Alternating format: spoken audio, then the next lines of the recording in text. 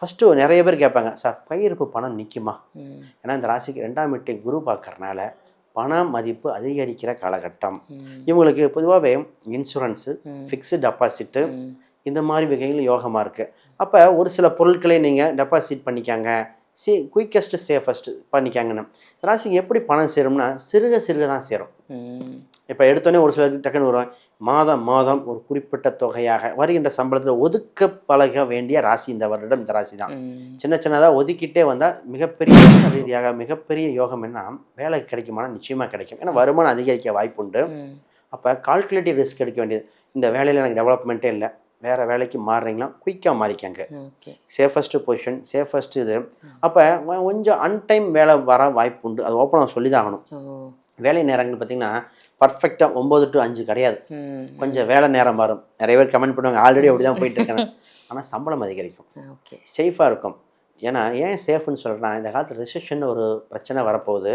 உலக அளவில் நிறைய பேருக்கு ஜாப் போகிற மாதிரி வந்திருக்கு. ஆனால் இந்த ஜாப் சேஃபாக இருக்கும். ஆனால் தனுசு ராசி அன்பர்கள் உங்களுக்கு இந்த குரு பயிற்சி எப்படி இருக்குது? முதல்ல தனுசு ராசி அன்பர்கள் வந்து பார்த்திங்கன்னா கொஞ்ச நாளாகவே பல மாதங்களில் தனுசு பண்ணுற கஷ்டம் அப்படின்றது. முதல் கஷ்டம் என்னன்னா, எங்கே காசு கொடுத்தேன் அங்கே எனக்கு திருப்பி தரத்துக்கான எந்த விதமான சாத்தியக்கூறும் கண்ணு கெட்டுற வரைக்கும் தூரம் வரைக்கும் எனக்கு தெரியலைங்க. ஆனால் நான் கொஞ்சமாக கடை வாங்கினேன். நான் இன்னமும் இவ்வளோ காசு கொடுத்துருக்கேன், அவன் கொடுக்கவே மாட்டேன்றான். நான் இவ்வளோண்டு கடை வாங்கினேன், அவன் ஒரு நாளைக்கு 100 ஃபோன் பண்ணுறான், 2 நாளைக்கு ஒரு முறை வரா, வந்து என்னை படாப்படுத்துகிறான். நான் இன்னமும் கோடிக்கணக்கில் கடை வாங்குற மாதிரி, வாங்கினவன் கொடுக்க மாட்டேன்றான், கொடுத்தவன் என்னை வந்து கொடுத்து தான் அவனு ஒத்த காலில் நிற்கிறான், முடியல என்னால் அப்படின்னு சொல்கிறது. அனுசப்பாங்க. 3ஆம் பாவத்தில் இருக்கிற ராகு என்ன பண்ணுவான், ஒரு முயற்சி, அந்த முயற்சியில் தீவிரம் அப்படின்றத காட்டுவீங்க, சக்ஸஸும் ஆவீங்க. ராகு 3ஆம் பாவம் செவ்வாயினோட நட்சத்திரத்தில் சஞ்சாரம் பண்ணுற தப்பான ஒரு விஷயத்தில் ஸ்ட்ராங்காக முயற்சி பண்ணுவீங்க. முயற்சி பண்ணி உங்களோட எனர்ஜியை வேஸ்ட் பண்ணுவீங்க, டைமை வேஸ்ட் பண்ணுவீங்க, பணத்தை விரையும் பண்ணுவீங்க. ஆக எந்த ஒரு முயற்சி செய்கிறீங்க அப்படின்னாலும் இது நம்மளுக்கு தேவைதானா, இந்த காலகட்டத்தில் செய்யலாமா வேணாமா அனலைஸ் பண்ணிட்டு செய்யுங்க.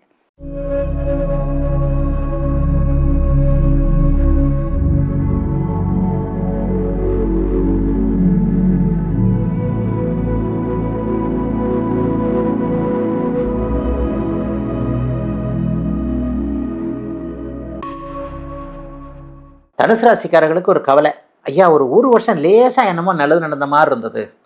7ஆம் இடத்துலேருந்து வந்த குரு வந்து ராசியை பார்த்துக்கிட்டு இருந்தார், எதிர்ப்புகள் ஒழிஞ்சது, கடனை கொஞ்சம் அடைக்க முடிஞ்சது, வாய்ப்புகள் கொஞ்சம் கிடைச்சது, இப்படி பண்ணேன் அப்படி பண்ணேன். திடீர்னு 7லேருந்து 8க்கு மாறினா நான் என்னங்க செய்வேன்? 8ஆம் இடத்துல வந்து மறைவு அமைப்புகளில் சுபர்கள் கெட்ட பலன்களை செய்வாங்களே, அதுக்கும் உங்கள் ராசிக்கும் விளக்குங்க. உங்கள் ராசிநாதன் 8ஆம் இடத்துல தான் உச்சமாகிறார்.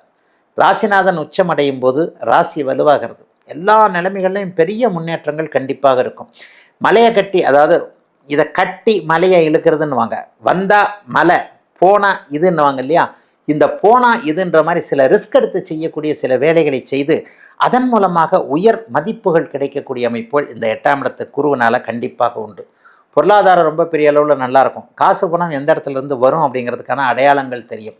தொழில் பண்ணலாமா, வேலை செய்யலாமா, வியாபாரம் பண்ணலாமா, விவசாயத்தை பார்க்கலாமா, அல்லது இந்த துறையில் பண்ணலாமா, நம்ம பிளாட்டு போடலாமா, பூமி விற்கலாமா, ரெசார்ட்டு கட்டி விடலாமா, கோல்டு ஷாப் திறக்கலாமா, மளிகை கடை வைக்கலாமா, எந்த கடை தகரமும் தங்கமாகும்னு சொல்லுவோம் இல்லையா, அந்த மாதிரியாக 2ஆம் இடத்து குருவின் அமைப்பு. 2ஆம் இடத்தை குரு பார்க்க போகிறார். 8ஆம் இடத்துலேருந்து அவர் 2ஆம் இடத்தை குரு பார்ப்பார். 2ஆம் இடம் தனவாக்கு குடும்பஸ்தானம். அப்போ அதில் பணம் இருக்குது, அதில் வாக்குஸ்தானம் பலிதம் போன்ற அமைப்புகள் இருக்குது. இதெல்லாம் நல்லபடியாக நடக்குங்க. 4ஆம் இடத்தை உச்சகுரு பார்க்க போகின்றனால அர்த்தாஷ்டம சனியை குரு பார்க்க போகின்ற காரணத்தினால வீடு வாங்குவதற்கு தடைகள் இருந்தவர்களுக்கு அந்த வீடு வாங்கக்கூடிய தடைகள்லாம் இப்போது விலக போதுங்க. பெரிய அளவில் வீடு கட்ட முடியும், வீடு வாங்க முடியும். சும்மா டபுள் பெட்ரூம் மட்டும் வாங்கணும்னு நினச்சேன், ட்ரிபிள் பெட்ரூம் வாங்கலாம், பெரிய வீடு கட்டலாம், மனையை விரிவுபடுத்தலாம், அல்லது சொந்த ஊரில் கட்டணும்னு நினச்சவங்களுக்கு அந்த பாக்கியம் உண்டு. முதல்ல சொந்த வீடு இருக்குங்க, இன்னொரு வீடு வந்து ஒன்று கட்டி வாடகை கூடலான் இருக்கிறேன். கட்டிடங்களின் மூலமான லாபங்கள், அதை கட்டக்கூடிய அளவிற்கு வாய்ப்புகள் எல்லாம் வரக்கூடிய அமைப்புகள் கண்டிப்பாக இருக்குதுங்க. அம்மாவை பற்றிய கவலைகள் இருந்தவங்க எல்லாத்துக்குமே பெரிய நன்மைகள் உண்டு. வெளிநாடு வெளிமாநில வாய்ப்புகள் கிடைக்கும். மிக முக்கியமாக விசா கிடைக்கும்.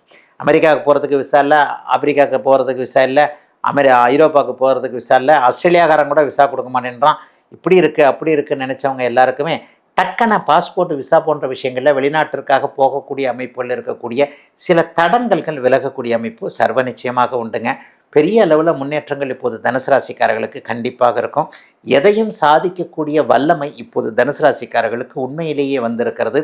ராசிநாதன் உச்சம் என்கின்ற அமைப்பில் ஒரு கௌரவம் கிடைக்கும். 4 பேர் மத்தியில் கூடுகின்ற இடத்துல ஒரு வாய்ப்பு, நீங்கள் புகழடைவதற்கு, கீர்த்தி அடைவதற்கு, பெருமை அடைவதற்கு ஒரு வாய்ப்பு கிடைத்து அந்த வாய்ப்பை அப்படியே நழுவ விடாமல் கரெக்டாக கச்சிதமாக செஞ்சு பரவாயில்ல எப்படி இவர் பண்ணார், மூக்கு மேலே உருளை வைக்கிறதுன்னு சொல்கிறாங்க இல்லையா, அந்த அளவிற்கு ஒன்றை நன்றாக செய்து அதன் மூலமாக புகழடையக்கூடிய அருமையான நல்ல குருப்பெயர்ச்சியாக அமைஞ்சிருக்குங்க.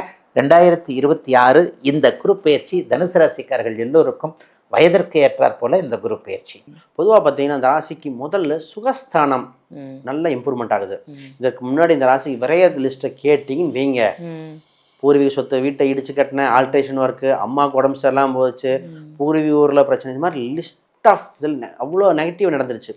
இப்போதான் தாயின் உடல்நிலை சீராகுது, இவங்களோட ஹெல்த்து நல்லா இருக்கு, வீடு சம்மந்தப்பட்ட அந்த பிரச்சனை ஆல்ட்ரேஷன் ஒர்க்கு சரியாகி இப்போதான் வீடு நிம்மதியாக இருக்கு. நிறைய பேர் சொந்த வீட்டு விட்டு வாடகை வீட்டு போயிட்டாங்க. சொந்த வீடு இருக்கும், அது குழந்தைகள் ரீதியாக இருக்கலாம், வேற ஒரு ஆல்ட்ரேஷன் இருக்கலாங்க, இப்போ மாறுது. அப்போ வீடு, இடம், சொத்து மிகப்பெரிய முன்னேற்றம் ஏடுகிற காலகட்டம் வந்தாச்சு. ஃபஸ்ட்டு நிறைய பேர் கேட்பாங்க, சார் கையிருப்பு பணம் நிற்குமா? ஏன்னா இந்த ராசிக்கு 2ஆம் வீட்டை குரு பார்க்கறனால பண மதிப்பு அதிகரிக்கிற காலகட்டம். இவங்களுக்கு பொதுவாகவே இன்சூரன்ஸு, ஃபிக்ஸ்டு டெபாசிட்டு இந்த மாதிரி வகையில் யோகமாக இருக்குது. அப்போ ஒரு சில பொருட்களை நீங்கள் டெபாசிட் பண்ணிக்காங்க, குயிக்கஸ்ட்டு சேஃபஸ்ட்டு பண்ணிக்காங்கன்னு. ராசிக்கு எப்படி பணம் சேரும்னா சிறுக சிறுக தான் சேரும். இப்போ எடுத்தோடனே ஒரு சிலருக்கு டக்குன்னு வருவாங்க, மாதம் மாதம் ஒரு குறிப்பிட்ட தொகையாக வருகின்ற சம்பளத்தில் ஒதுக்க பழக வேண்டிய ராசி இந்த வருடம் இந்த ராசி தான். சின்ன சின்னதாக ஒதுக்கிட்டே வந்தால் மிகப்பெரிய யோகம் வந்துடும். வருமான ரீதியாக மிகப்பெரிய யோகம் என்ன, வேலை கிடைக்குமானா நிச்சயமாக கிடைக்கும். ஏன்னா வருமானம் அதிகரிக்க வாய்ப்பு உண்டு. அப்போ கால்குலேட்டிவ் ரிஸ்க் எடுக்க வேண்டியது. இந்த வேலையில் எனக்கு டெவலப்மெண்ட்டே இல்லை, வேறு வேலைக்கு மாறுறீங்களா, குயிக்காக மாறிக்காங்க, சேஃபஸ்ட்டு பொசிஷன், சேஃபஸ்ட்டு இது. அப்போ கொஞ்சம் அன்டைம் வேலை வர வாய்ப்பு உண்டு, அது ஓப்பனாக சொல்லி தான் ஆகணும். வேலை நேரங்கள் பார்த்திங்கன்னா பர்ஃபெக்டாக 9 to 5 கிடையாது, கொஞ்சம் வேலை நேரம் வரும். நிறைய பேர் கமெண்ட் பண்ணுவாங்க, ஆல்ரெடி அப்படி தான் போயிட்டுருக்கேன். ஆனால் சம்பளம் அதிகரிக்கும், சேஃபாக இருக்கும். ஏன்னா ஏன் சேஃப்னு சொல்கிறேன்னா, இந்த காலத்தில் ரிசெஷன் ஒரு பிரச்சனை வரப்போகுது. உலக அளவில் நிறைய பேருக்கு ஜாப் போகிற மாதிரி வந்திருக்கு. ஆனால் இந்த ஜாப் சேஃபாக இருக்கும், ஆனால் எக்ஸ்ட்ரா ஒர்க் பண்ணுற மாதிரி. இந்த ராசிக்கு 4ஆம் இடம்ங்கிறது கல்வியை குறிக்கக்கூடிய ஸ்தானம். பொதுவாக காமனாக 4ஆம் இடம் 10th +2 காலேஜ். அந்த நேரத்தில் சனி பகவான் இருந்ததுனால தகுதி இருந்தும் எடுத்துகிட்டு இருந்தார். இப்போ குரு வந்த உடனே என்ன ஆகுதுன்னா, கல்வியில் மேன்மை, படித்து முடித்தோடனே கேம்பஸ் இன்டர்வியூக்கு வாய்ப்பு. அப்போ அந்த காலேஜ் முடிக்கிறவங்கள கேம்பஸ் இன்டர்வியூ அட்டன் பண்ணக்கூடிய வாய்ப்புகள், வேலை கிடைக்கும். First advice, first starting salary loan try நினைக்க வேணால் சேர்ந்துருங்கன்றேன். இது கோச்சார ரீதியாக சொல்கிறேன், ஜாதக ரீதியாக பார்க்கணும். ஒரு சிலருக்கு சார் ரொம்ப தொலைதூரமாக கிடைக்கிது. ஒரு சில பெண்களுக்குலாம் சொல்லுவாங்க, எங்கள் ஊர்லேயே எதிர்பார்க்குறோம். இப்போ சென்னையில் எதிர்பார்க்க, ஆனால் பெங்களூர் கிடைக்கும். இப்போ ஜாதகம் பார்க்கும்போது பெங்களூர்னா போங்கன்றேன். ஏன்னா அவங்க ஒருத்தருக்கு பூர்வீக ஊரை விட்டு வெளியே போகணும் மாதிரி வரும். இப்போ காலேஜ் படிக்கிறவங்க மிகப்பெரியது என்ன சப்ஜெக்ட் எடுக்கணும் மிகப்பெரியதாக இருக்குங்க. அவங்க ஜாதகம் இன்ஜினியரிங் சொல்லும், ஆனால் மெடிக்கல் ட்ரை பண்ணுவாங்க. ஒரு சிலருக்கு மெடிக்கல்னு சொல்லும், அவங்க என்ன பண்ணுவாங்க, இல்லைங்க நாங்கள் கவர்மெண்ட் எக்ஸாம் ட்ரை பண்ணுறாங்க. ஏன்னா நம்மளோட ஆசையை திணிக்கிறத விட அவங்க ஜாதகம், அவங்க வைப்ரேஷன் என்ன சொல்லுது அப்படின்னு பார்க்கணும். ஒரு சிலர் பேங்கிங் செக்டர்னால் பேங்கிங் செக்டரில் ட்ரை பண்ணோம், அப்போ அவங்களுக்கு பிபிஏ எம்பிஏ ரூட்டு கொண்டு போயிடலாம். லாயர்னால் லாயர் பேஸ் பண்ணி அதில் பிபிஎல் எல்எல்பி இருக்குது. அந்த மாதிரிலாம் இந்த லாயர் பேஸ் பண்ணியும் கொண்டு போயிடலாம். இப்போ சேஃபஸ்ட்டு சைடாக கொண்டு போயிட்டா அவங்க லைஃப் செட்டில் ஆகும். வெளிநாட்டு கல்வினா வெளிநாட்டு படிக்கக்கூடியது, ஸ்காலர்ஷிப் படிக்கிற யோகமும் இந்த ராசிக்கு வந்திருக்கு. என்ன கொஞ்சம் ஹெல்த்தை மட்டும் கொஞ்சம் பார்த்துக்க வேண்டிய ராசி. ஏன்னா 8ஆம் இடத்துல குரு பகவான் வந்துட்டாலே ஏதோ ஒரு தொந்தரவு வரும். 8இல் குரு வந்தால் ஒரு அகப்பட்டது மாதிரி வந்துடும். அப்போ ஹெல்த் வைஸ் கொஞ்சம் இம்ப்ரூவ்மெண்ட் பண்ணணும். கொலஸ்ட்ரால் சம்மந்தப்பட்டது கொஞ்சம் பார்த்து கேர்ஃபுல்லாக இருக்கணும். ஆணோ பெண்ணோ கொழுப்பு கட்டிகள் உடம்புல எங்கே வந்தாலும் கவனிக்க வேண்டியது. என்ன சார் குரு நெகட்டிவ்ல சேஃபஸ்ட் சைடு சொல்லிடுறோம். இது வந்தால் கவனிச்சிங்கன்னா குயிக்காக ரெடி பண்ணக்கூடிய அம்சம் உண்டு. அது எப்போனா குரு அதிசாரமாக சிம்மத்துக்கு வரும்போது இன்னும் அந்த பிரச்சனை அத்தனையும் நிவர்த்தி ஆயிரும். ஆனால் ஹெல்த்தை மட்டும் பார்த்துக்க வேண்டிய ராசி. தனுசு ராசி அன்பர்கள், உங்களுக்கு இந்த குரு பயிற்சி எப்படி இருக்குது? முதல்ல தனுசு ராசி அன்பர்கள் வந்து பார்த்திங்கன்னா கொஞ்ச நாளாகவே பல மாதங்களில் தனுசு பண்ணுற கஷ்டம் அப்படின்றது கஷ்டம் என்னன்னா, எங்கே காசு கொடுத்தேன் அங்கே எனக்கு திருப்பி தரத்துக்கான எந்த விதமான சாத்தியக்கூறும் கண்ணு கெட்டுற வரைக்கும் தூரம் வரைக்கும் எனக்கு தெரியலைங்க ஆனால் நான் கொஞ்சமாக கடை வாங்கினேன். நான் இன்னமும் இவ்வளோ காசு கொடுத்துருக்கேன், அவன் கொடுக்கவே மாட்டேன்றான். நான் இவ்வளோட்டு கடை வாங்கினேன், அவன் ஒரு நாளைக்கு 100 ஃபோன் பண்ணுறான், 2 நாளைக்கு ஒரு முறை வரான், வந்து என்னை படாப்படுத்துகிறான். நான் என்னமோ கோடிக்கணக்கில் கடை வாங்குற மாதிரி, வாங்கினவன் கொடுக்க மாட்டேன்றான், கொடுத்தவன் என்னை வந்து கொடுத்து தான் அவனும் ஒத்த காலில் நிற்கிறான், முடியல என்னால் அப்படின்னு சொல்கிறது தனுசை பார்க்குறோம். அதே மாதிரி குடும்பத்தில் ஒரு நாளும் எனக்கு வந்து பார்த்திங்கன்னா ஹாப்பினஸ் இல்லைங்க. பொதுவாகவே வந்து பார்த்திங்கன்னா இந்த தனுசு அப்படின்னாலே ஃபேமிலியில் வந்து பார்த்திங்கன்னா பெருசாக அவங்க பாசிட்டிவிட்டி சந்திக்கிறது இல்லை. தனுசு உபயராசி, மற்றவங்களுக்கு நல்ல ஆசானாக இருப்பாங்க. என்னோட அறிவு, இப்போ நான் தனுசாக இருக்கேன், யாராவது என்னை வந்து பார்த்திங்கன்னா எனக்கு ஒரு விஷயம் சொல்லிக் கொடு, ஜோதிடம் சொல்லிக் கொடுன்னா A to Z நான் சொல்லிக் கொடுத்துருவேன். ஒரு இலைமறைவு காய்மறைவு எதுவுமே இல்லாமல் எனக்கு இருக்கக்கூடிய அத்துணை ஞானங்களையும் நான் சொல்லிக் கொடுப்பேன். அதுதான் தனுசு. நான் வந்து பார்த்திங்கன்னா சூக்ஷமோ மறைச்சி வச்சு செய்யறது அதெல்லாம் செய்ய மாட்டேன். அப்போ என்னோட அறிவு, நான் ரொம்ப கஷ்டப்பட்டு இந்த அறிவை வந்து கேதர் பண்ணப்பா, ஆனால் பரவாயில்லை, நீ என்ன மாதிரி கஷ்டப்பட வேண்டாம், நீ ஈஸியாக வந்து இந்த அறிவை வச்சுக்கோ, நான் உனக்கு வந்து பார்த்திங்கன்னா பரிசாக கொடுக்குறேன் அப்படின்னு ஒரு நல்ல குருவாக இருக்கக்கூடியவங்க. இப்படி ஊரில் இருக்கவங்க எல்லாரும் வந்து பார்த்திங்கன்னா இவங்களோட பேச்சை கேட்டு பெரிய டெவலப் ஆவாங்க. இவங்களுக்கு ரோட்டில் போனாங்கன்னா மரியாதை இருக்கும், மதிப்பு இருக்கும், அந்தஸ்து இருக்கும். ஆனால் வீட்டில் இருக்கவங்க பெருசாக மதிக்க மாட்டாங்க. நீ என்னத்துக்கும் பிரயோஜனம் இல்லை அப்படின்ற மாதிரி வீட்டில் இருக்கவங்களோட ஆட்டிடியூட் இருக்கும், பிள்ளைங்களோட ஆட்டிடியூடும் அப்படி தான் இருக்கும். இது நிறைய தனுசு இயற்கையாகவே சந்திக்கிறது உண்டு. இந்த காலகட்டத்தில் இது ரொம்ப ஜாஸ்தி இருக்குது அப்படின்லாம். வேலை செய்கிற இடத்துல பெருசாக மதிப்பு இல்லை, மரியாதை இல்லை. பொதுவாகவே தனுசுக்கு I know better then you அப்படின்ற எண்ணம் இருக்கும். ஏன்னா அவங்களுக்கு இன்பில்ட்டாகவே நிறைய திறமை இருக்கும், நிறைய புத்திசாலித்தனம் இருக்கும். அப்போ எனக்கு எல்லாம் தெரியுன்ற எண்ணம் இருக்கும். அப்போ இவங்களை விட அறிவு கம்மியானவங்க இவங்களோட ஹையர் அஃபிஷியலாக இருக்கும்போது பெருசாக ஒத்து வர்றதில்லை. இவன் என்ன வேலை செய்கிறான், எல்லாம் தப்பாக முடிவு பண்ணுறான், இவனெல்லாம் வந்து பார்த்தீங்கன்னா பெரிய போஸ்ட் கொடுத்து வச்சுருக்காங்க அப்படின்ற மாதிரி நமக்குள்ளேயே ஒரு வேதனையோடு நம்ம வேலை செய்வோம் அப்படின்னு சொல்லலாம். ஆக அந்த வேதனையோடு வேலை செய்யும்போது அவன் நம்மளை ரொம்ப அதிகாரம் பண்ணும்போது நம்மளால டாலரேட் பண்ண முடியல. அவனுக்கு என்ன, நம்மளை விட இவன் பெரிய புத்திசாலியாக இருக்கானே அப்படின்னு நம்மளை டார்கெட் பண்ணுறான். ஸோ இதெல்லாம் ஒரு விதமான ஃப்ரஸ்ட்ரேஷன், இது தொடருது அப்படின்னு சொல்லலாம். ஆரோக்கியம் சார்ந்த பிரச்சனைகள், ரொம்ப நாளாக ஆரோக்கிய குறைபாடுகள் இருக்குங்க. சமுதாயத்தில் யார் யாருக்கெல்லாம் நான் நல்லது செஞ்சனோ அவன் அத்தனை பேரும் என் முதுகில் குத்துறான். பொதுவாக ஒரு மானை அடிக்குது ஒரு மிருகம் அப்படின் போது அடிக்கிறது சிறுத்தையா புலியா சிங்கமானு மானுக்கு தெரியும். ஆனால் நம்ம இப்போ இருக்க காலகட்டம் என்ன ஆகுது அப்படின்னா யார் நம்மளை அடிக்கிறாங்கன்னே நம்மளுக்கு தெரிய மாட்டேங்குது. நல்லா உறவாடி தலையில் பட்டுன்னு போடுறாங்க இல்லைங்களா? இந்த மாதிரி தான் நடக்குது. இந்த மாதிரி நிறைய தனுசு கஷ்டத்தில் இருக்கீங்க, கவலைப்படாதீங்க. எல்லா கஷ்டமும் மாறப்போகுது. காரணம் என்ன? அர்த்தாஷ்டம சனினால இவ்வளோ கஷ்டப்படுறீங்க. அர்த்தாஷ்டம சனியாகவே இருந்தாலும் குருனோட 9ஆம் பார்வை சனி மேலே படுறதுனால சனி ஆல்மோஸ்ட் நல்லிஃபை ஆகிட போகிறார், பெரிய ப்ளஸ். அதுக்கு மேலே குரு பகவான் 8ஆம் பாவத்தில் இருக்காருமா, அஷ்டமஸ்தானம். பெருசாக ஸ்தானத்தை பற்றி யோசிக்க வேணாம், ஸ்தான பலம் இல்லை, உச்சம் பெற்று அமர்ந்திருக்கார். அப்போ நல்லது என்ன? திடீர் மாற்றம், திடீர் நிகழ்வு, திடீர் அதிர்ஷ்டம் வரும்.